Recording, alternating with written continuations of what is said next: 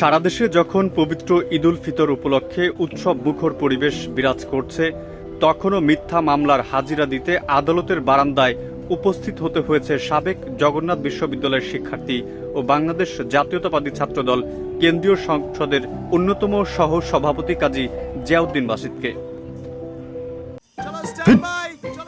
লাইফে কোনো কিছুর গ্যারান্টি নাই, তাই ইন্স্যুরেন্স করুন সিটি ব্যাংকে, কারণ ইন্স্যুরেন্স করলে সিটিতে সুরক্ষা পাবেন নিশ্চিন্তে।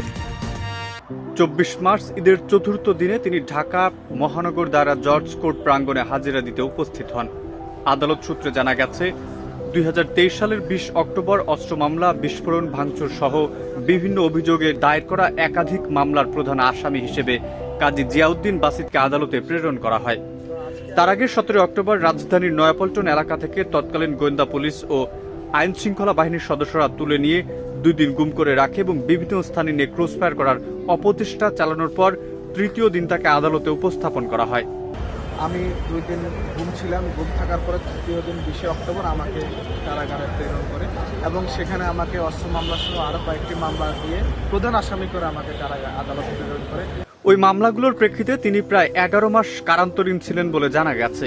পরবর্তীতে উচ্চ আদালত থেকে জামিনে মুক্তি পেলেও মামলাগুলোর বিচার কার্যক্রম এখনও চলমান রয়েছে। এ বিষয়ে তার সহযোদ্ধা জবি ছাত্রদলের যুগ্ম আহ্বায়ক রাশেদুল আহমেদ রাহাত দাবি করেন, রাজনৈতিক প্রতিহিংসার কারণে তার বিরুদ্ধে এসব মিথ্যা মামলা দায়ের করা হয়েছে। বিরোধী দলীয় রাজনৈতিক কর্মকাণ্ডে অত্যন্ত সক্রিয় থাকার কারণেই উনাকে অস্ত্র মামলার মতো বড় বড় মিথ্যা মামলায় জড়ানো হয়েছে।